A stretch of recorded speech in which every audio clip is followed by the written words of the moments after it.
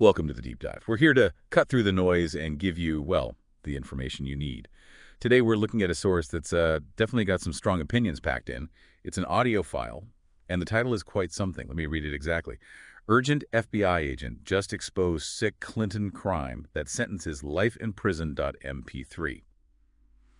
So our job here, as always, is just to lay out precisely what this specific file claims. That's the mission. Present the information from the source itself. Absolutely. And it's really important right at the top to say this source is highly charged, very opinionated. So just to be clear, in this deep dive, we're only reporting what the audio file states. We're not taking sides, not endorsing anything here. The goal is just to understand the information as it's presented in that file, especially since it touches on, potentially sensitive political topics. We aim for a neutral delivery. Okay, so let's dive in. The file jumps right into it. It claims an FBI agent, quote, just exposed a sick Clinton crime, and that this crime carries a sentence of, quote, life in prison. The source attributes this to someone named Danny Gold, writing for Liberty Writers. And the absolute core of it all, the central claim, is that Hillary Clinton's top aide, Patrick Kennedy, offered the FBI a quid pro quo. Yeah. So for our listeners, what exactly does the source say this quid pro quo involved? Right. The quid pro quo, the audio file gets quite specific here. According to the source, Kennedy allegedly offered the FBI two things, both better funding and access to put agents in countries where they are currently not allowed to go. So that's the quid, the incentive being offered, according to the Better funding and access. Yeah. Okay. And what was the quo? What was the FBI supposedly asked to do in return for that? Well, in exchange for that offer, the FBI was allegedly asked to hide an email, specifically an email related to Benghazi. And this is where the source brings up a really striking detail about how this was meant to happen. It claims they plan to use a specific loophole in FOIA. FOIA, the Freedom of Information Act. Yeah. That's the law meant to give public access to government records. But yeah, it has exemptions. So which exemption does the source claim they wanted to use, and what's supposed to be unusual about it? Exactly. The source points directly to Exemption B9. And what it highlights, almost with the tone of surprise itself, is what B9 is normally for. It says B9 usually covers things like geological information on oil and gas wells.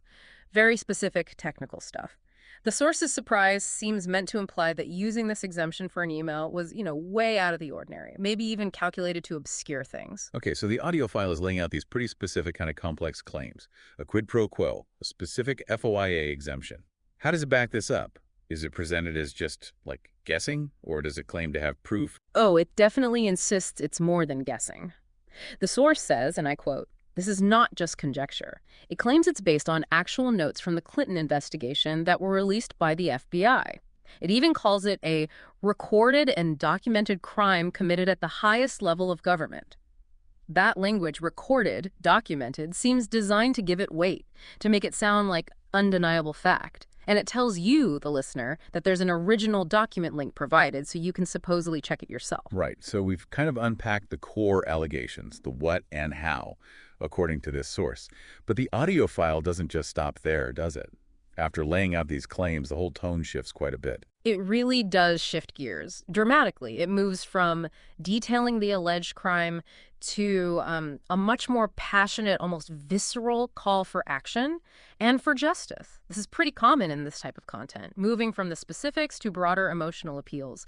It calls for the alleged crime to go to court, insists on a jury trial. It demands James Comey be indicted or, quote, resign in shame. And it asserts very strongly that Hillary Clinton, quote, needs to go to jail.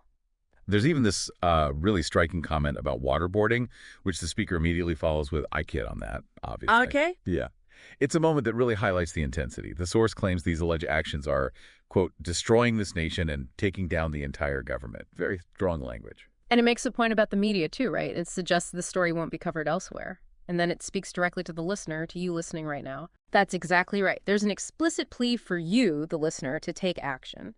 It says things like, get the message out to the American people, raise awareness, and urges people to blast this everywhere. The speaker frames this as being driven by a deep personal passion, a desire for justice, and says these alleged crimes will not go unnoticed.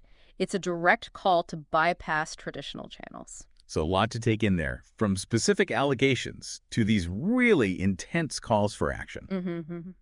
And maybe that leads us to a final thought for you to consider. What's fascinating here isn't just the claims themselves, detailed as they are in the source. It's also the way this information is presented, the passion, the urgency, and especially that direct appeal for you, the listener, to become central to spreading the message. It raises a bigger question, doesn't it? In this age where information is everywhere, what does it mean when sources actively tell you to bypass traditional news outlets and become the distributor yourself? How do we navigate these kinds of direct appeals while still trying to get a full, comprehensive understanding of complex issues? Something to think about.